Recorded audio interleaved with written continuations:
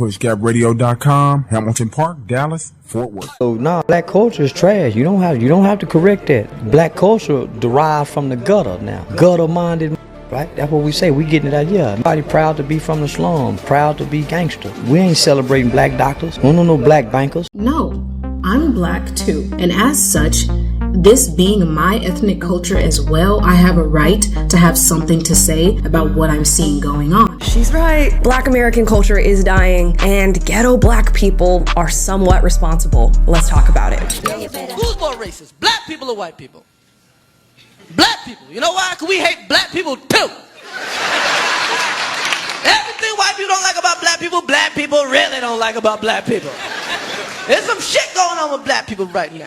It's like a civil war going on with black people. And there's two sides. It's black people and there's niggas.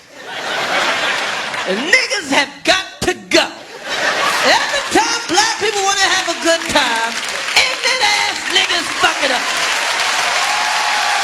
Can't do shit.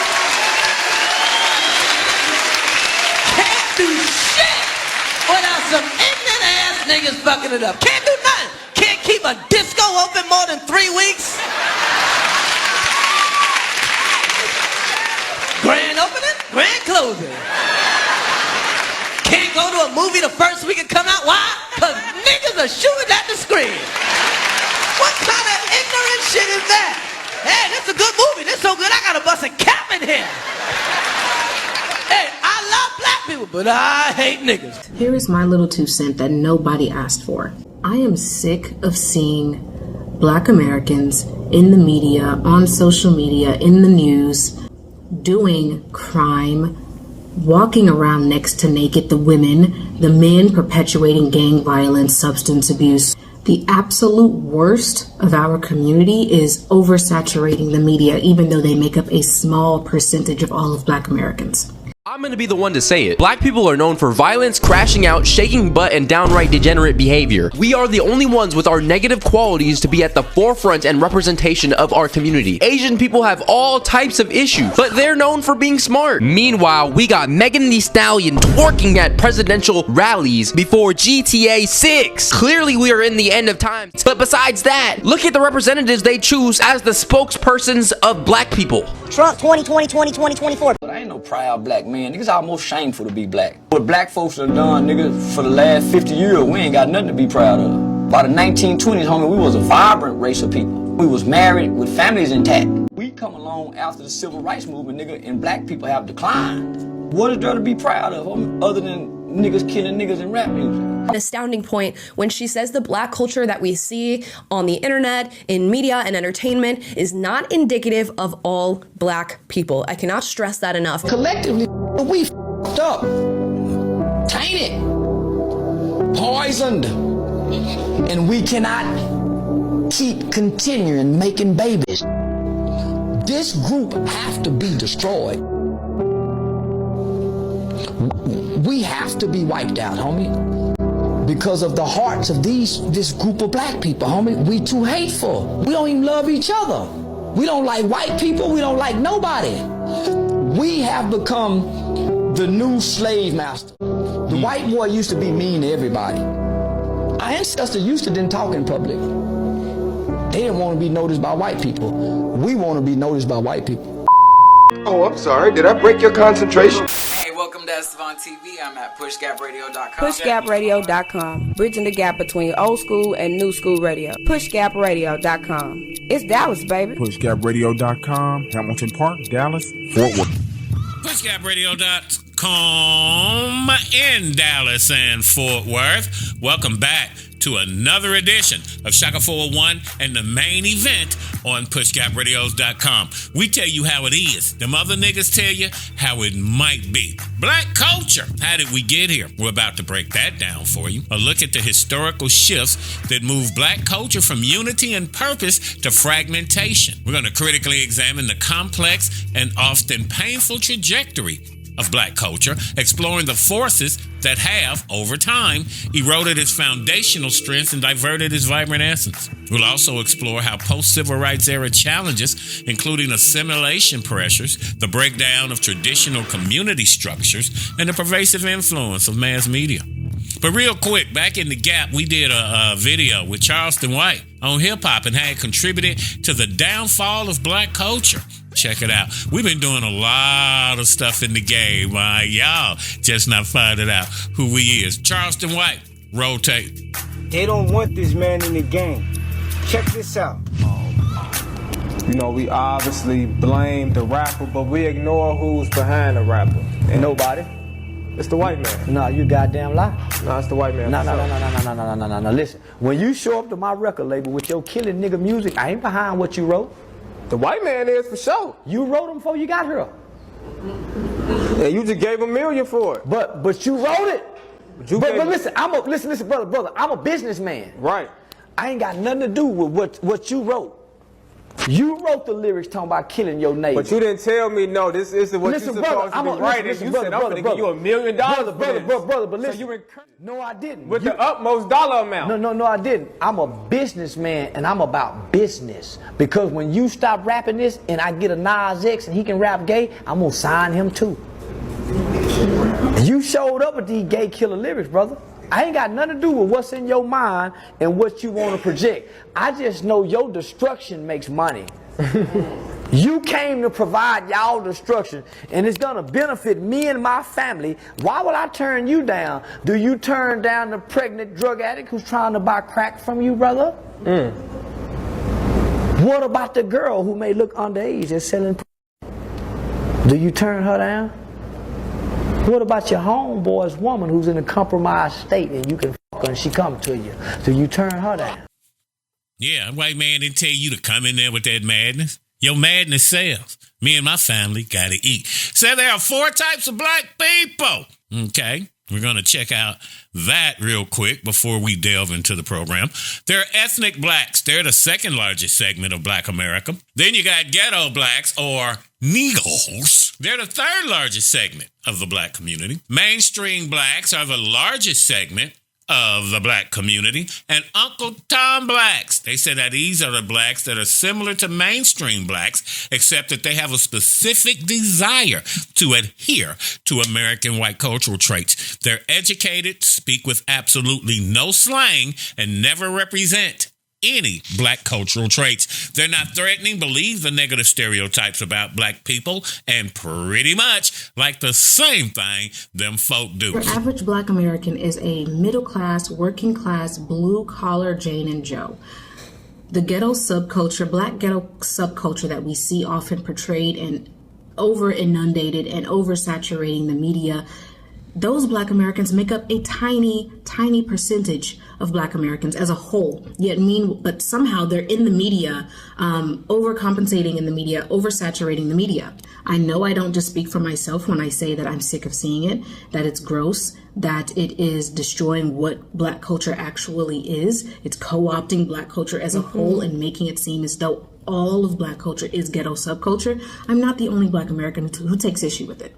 Because like I said, majority of black America is middle class, not in the ghettos, not out here perpetuating gang violence, promiscuity, and everything else. All right, we're finna take a dive in here and uncover the roots of the current cultural crisis we got on our hands, player. That's our black culture. Had Bubba Dove say it? Dallas Cowboy, trash! Black culture, trash. You understand me? That's where we are. From civil rights to survival mode. When did we stop moving as one? When we quit giving a damn about our appearance? I threw Monique in here to help you understand that. Now, forgot this young lady's name, but I found her on TikTok. Very insightful, very impactful. Now, we're going to bring it to you. The demise of black culture. And how did we get here? On PushGapRadios.com. How did we get here? How did we go from this to this?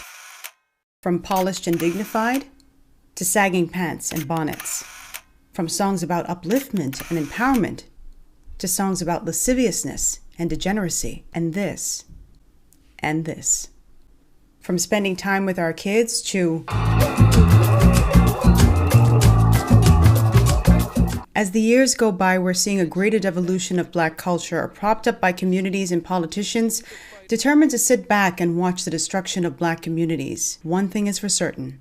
Times have changed. I remember growing up and seeing Black people taking so much pride in who they were and what they stood for. Just to see Black people in their element when I was growing up was something special. I saw people who were well-read, who were educated, who were sophisticated, who were polished, and honestly, almost regal. But it seems somewhere down the line, our culture just started to become incredibly degenerate. I don't know the nexus of it, but it's just been going downhill for a number of decades. And I know that without serious condemnation and intervention, things are only going to get worse for us. I'm going to start with the low-hanging fruit here, and I'm going to start with how we just stopped caring about our parents. When you look back at men and women in the 40s, 50s, 60s, and even 70s, I think there was just something so elegant about the way that we carried ourselves. Even though a lot of Black people were not rich, they didn't have a substantial means, they didn't have the finest threads. You just look at the way that they dressed, you could tell that there was a great deal of pride in the way they looked.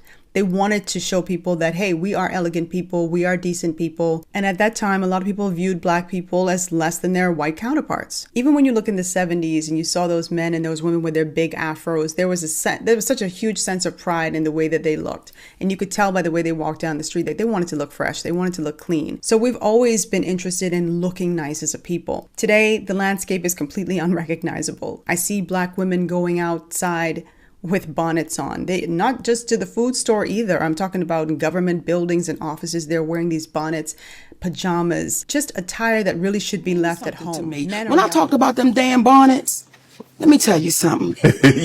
You said, hey, come on, can we, like, when we come out the house, can we not have the bonnets on? Can we not have the pajamas on? Can we not have the house shoes going in the whole damn Halloween costume?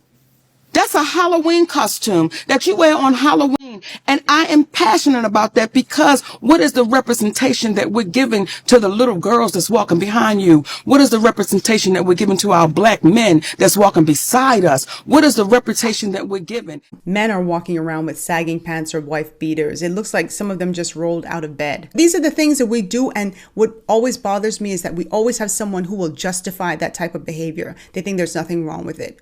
And I don't know if these individuals are trolling or if they are just poorly socialized, or they might be people who do those things so they get upset when someone calls another person out, because that is what they do. This is gross. It's getting really gross out here how blatantly disrespectful and low class we're acting on social media and in the media, on the internet, on TV.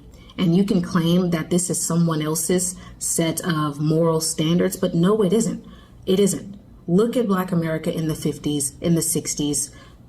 Our moral standards back then, drastically different from what we have today, or what we're convincing ourselves is a moral standard today. Amazing point just made. People who are classless and they don't care about being classless, they have no shame. Yeah, she right about that. Nigga, all you gotta do is stroll your happy ass up in Walmart. You can see that. Niggas don't give a damn, okay? No shame. Now we want to delve into how society and media, mainstream media, has contributed to the over-sexualization of Black women. Now, this topic confronts the deeply damaging and historically persistent over-sexualization of Black women, analyzing how it has contributed to the erosion of cultural respect and self-image. Black women have long been targets of hypersexualized imagery. From slavery era stereotypes to today's digital spaces, mine, all on the internet, you know. Sometimes I think you're doing it to yourself. You out there shaking your monkey and shaking your fart locker, nigga. How you expect somebody to come at you, mommy? I mean, come on now. I ain't never seen the Queen Turk, nigga. Not the Queen. But yeah, we're going to unpack how pop culture, reality TV, and music videos have blurred the lines between empowerment and exploitation, and how this shit impacts self-worth, man. I don't know if you ever heard of social engineering, pimp. This shit here by design. They tore down a whole lot of stuff to get us to where we are. Everybody want to look at what happened, but nobody wants to know how it started. But yeah, the over-sexualization of Black women. Check it out. The community and these young children are seeing or imitating what they see on TV. Is it a case of life imitating art? Or are these things happening in the communities and art is imitating life? I want to talk about the over-sexualization of Black women in our community. I don't know the genesis of it. I don't know where it started, but it's extremely rampant in the Black community. I'm not going to blame everything on hip hop because I feel like a lot of it predates hip hop. But what I do know is that when we see some of our favorite performers on screen, on TV or on an award show performing very lasciviously, dressed lasciviously, performing lewdly, that it does have an impact on our young girls. It does have an impact on our women. I feel like it opens people's minds up and lets them know it's okay to do these things. It's okay to be free with your body. It's okay to be liberal and liberalized. There are some Black women who think it is cute, and they say it with pride, to call themselves a B word or to call themselves hoe. Like, a lot of the behaviors that we exhibit happen because we just stopped being ashamed. Shame is a very powerful and useful tool sometimes because it does curb behavior. People who are classless and they don't care about being classless, they have no shame. Yep, no shame, player. You know how it go. You seen them. You've been there. But how about how we glorify criminality and the no snitch culture? I remember Charleston White asked the dude in a car if somebody broke in his grandmama's neighbor's house, would his grandmama call the police? He said, hell no, my grandmama don't snitch. He said, call and see. Your grandmama will tell. You must ain't had no grandmama. No, I got a grandma still to this day. Your grandmama tell on the police. She'll call the police somebody do something wrong. No, she mind her business. She see somebody breaking her neighbor house, you lying to me. She wouldn't. No I Jesus. call my granny right now. Do she believe in Jesus? Call her. Yes. Call your grandmother. She'll tell. No, she wouldn't. All Jesus believing people go tell. Can you call Granny? You know my granny. I met her. She's a nice lady. Grandmother, people can hear you. Don't say nothing crazy. Look, can you hear me? Yeah, I can hear you. So, Granny, so you in the house, you see somebody breaking into your neighbor's house. Is you gonna say something? Or you gonna mind your business? Oh, he's right. You a snitch?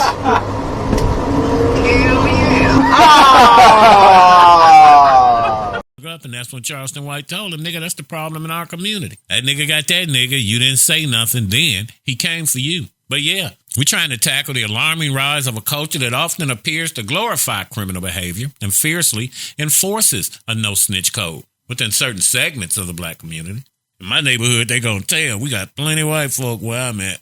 They gonna tell it. But I appreciate that. I would tell. Shit. They got you, nigga, and then they came for me. But this came from a distrust of law enforcement. Y'all already know how this go down in the Black community. Okay, we were slaves, nigga. We had to no snitch. Because it might be you want a nigga to no snitch on, you know? But they say now it shields predators and perpetuates cycles of violence within our community. What about the influence of media, particularly music? How it hinders community safety? Yeah, we need to try to look at and have conversations about accountability.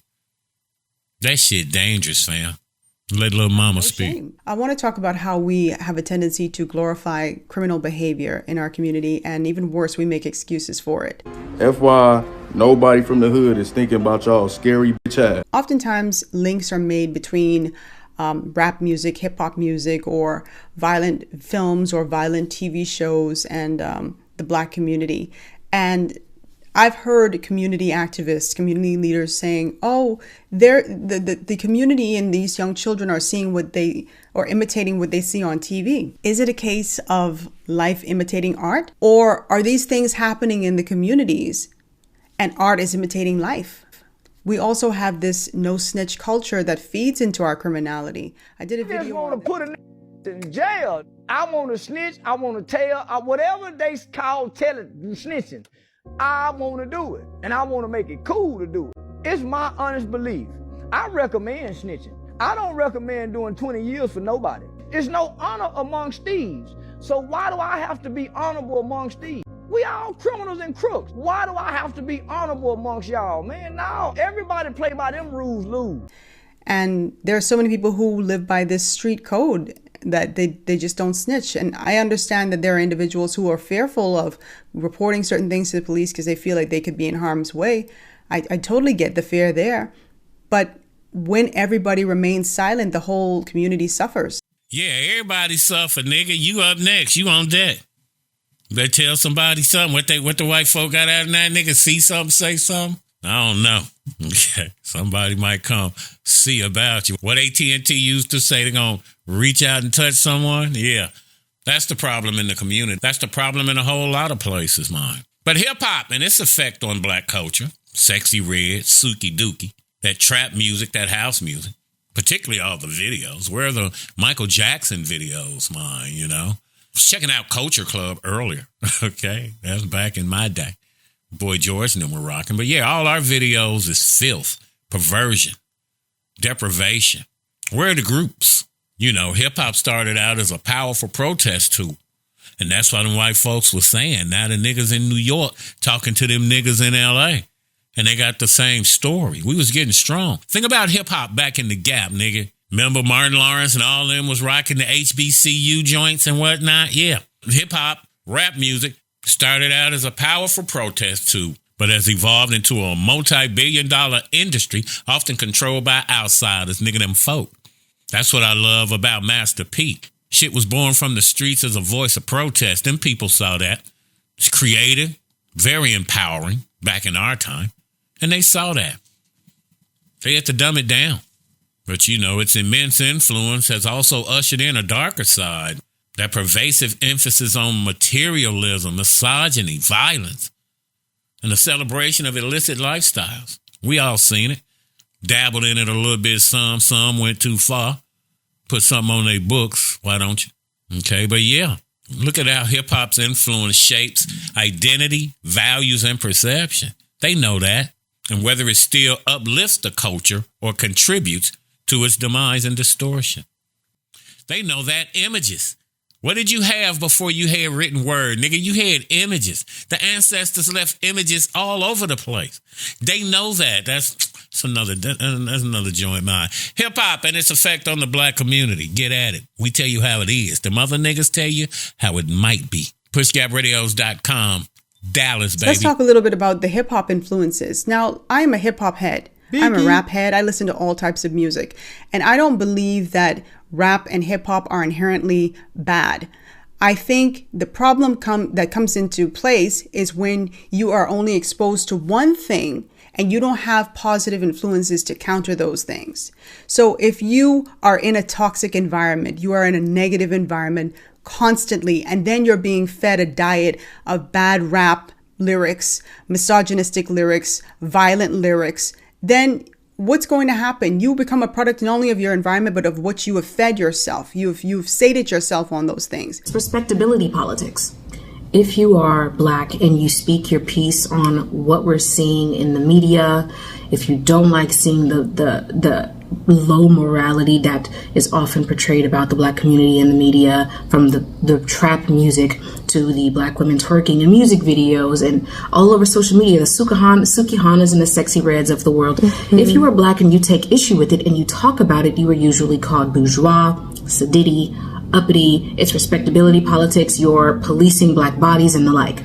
But I did a video of Sexy Red, this rapper who visited a school here in the United States to give out bundles of hair and haircuts to some students. And I talked about how she was welcomed by the students and the faculty at this school. And I questioned why she was even invited to speak to these children, considering the types of lyrics that she puts, the type of music that she puts out and the lyrics that she puts out. And I'm not going to rehash that video. Please go and watch it so you can see for yourself. But I said in that video that I don't think Sexy Red, and I'm pretty sure that she would have never been invited to come and speak or even be in the presence of a lot of students had it been a private school. It was a public school, and it was a public school that had a huge population of Black kids. But this just goes to show you that we don't even value our children to want to expose them to the right things. We don't care about our kids. Yeah, visuals are very strong. Them people understand that. We don't. Now, for those of you like me who are into manifestation and visualization, that's where it all starts. Everything in your head comes to your outer world. And people understand that. If I keep showing you this same shit over and over and over and over, mine, and then I've taken away all your opportunities in your community, what you gonna do? Think that you can be them, and them niggas ain't getting nothing. I hear today they jury ain't even real, so that's what that is. But why do we tear each other down in the Black community? It's called crabs in a barrel syndrome, but the question no one ever asked is, who the fuck put a crab in a barrel? Let you marinate on that, okay? But yeah, crabs in the barrel syndrome, jealousy, clout chasing. We explore the internal factors causing division within our community. And crabs in a barrel mentality that sees individuals within the Black community tearing each other down rather than building each other up. What are the psychological and sociological roots of this behavior, man?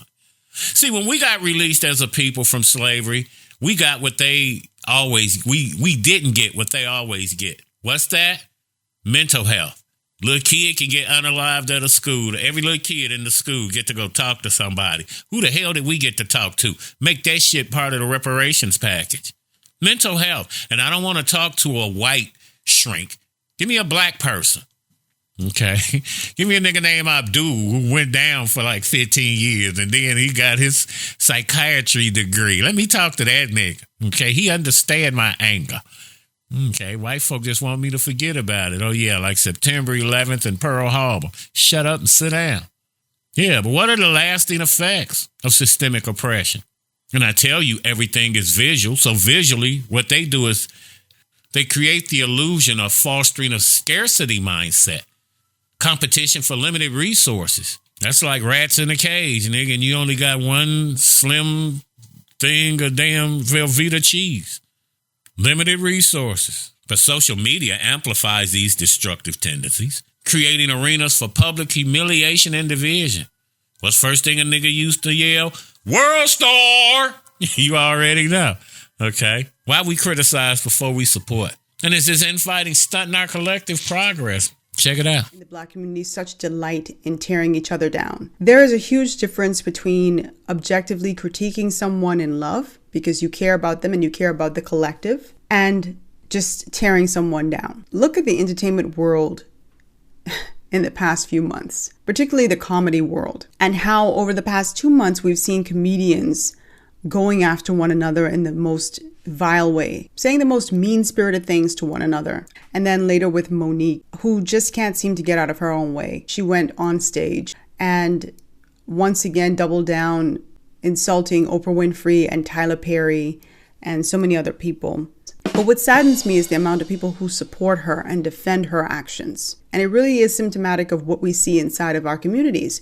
We like bad behavior. We tolerate it. We think it's funny. We think it's cute. We have a tendency to celebrate this type of behavior because we view someone like a Monique as the underdog. A lot of us take delight in seeing someone who we view as powerful or successful being taken down a notch or two. Yeah, a whole lot of folk jealous hard at mine. You know this. I'm telling you shit you don't know. But now, with the assistance of this young lady, I'm so sorry I cannot remember her name and her page. And now here's hers and mine's question of the day. So here's my question of the day, ladies and gents. What is the biggest challenge facing black culture today as you see it? Very simple question. Drop your comments down below, and everyone is invited to participate in this conversation. Everyone. At this point, we want you to contribute, kick in, make a comment, say something. Okay, don't just lay there breathing under the damn bed. Yeah, nigga, everyone. What Outkast say? Forever? Forever, ever? Forever, ever? Yeah, nigga, everybody. Kick in on the conversation. We would greatly appreciate that. But yeah, comes down to leadership. We all know what happens with our leaders. That's why people are scared to come out. But, you know, you can't kill an ideology. That's how they brought down the Twin Towers in New York, September 11th. They didn't follow one person. It was an ideology. That's what runs most countries. But Malcolm X, you remember he kicked in talking about athletes and celebrities. Happy birthday this month to the great Malcolm X, R.I.P. But yeah, decades ago, Malcolm X warned us about confusing fame with leadership when he talked about athletes and celebrities as leaders. You remember. You of a certain age. Talked about how entertainers became the face of black progress and whether their influence is helping or harming our ability to organize, educate, and rise with purpose. Yeah, he's very outspoken on what he thought of the role of black athletes and celebrities as potential leaders within the black community. Malcolm X recognized their immense platform and influence, but often cautioned against uncritically accepting them as true leaders, especially if their voices were controlled by external forces, or if their personal interests superseded the collective struggle for liberation. His discussion serves as an urgent reminder for the audience to critically evaluate who they uplift as cultural and political vanguards, emphasizing that true leadership stems from profound knowledge, unwavering commitment, and a willingness to challenge the status quo, not just fame or wealth. Every racial group on the face of the planet has their own ghetto subculture within their respective racial and ethnic groups. This is the case for everybody, everywhere. White people, Asian people, Mexican people, you name it. The difference is that those racial groups and those ethnic groups do not allow their ghetto subculture to co-opt the entire culture as a whole and to represent the entire culture as a whole. They don't allow it. Everybody else within that respective ethnic group or cultural group or racial group has a right to say how they want to see themselves represented in the media, what they want to see and what they don't want to see, who gets to speak for them and who does not. I have had just about enough of seeing Black culture being drugged through the muck by other Black Americans who are perverting it and turning Black culture, something that is beautiful, into something perverse. Showing their ass on the internet all the time. The men are constantly rapping and talking about gang violence. Our children are uneducated and stupid. Call it whatever you want.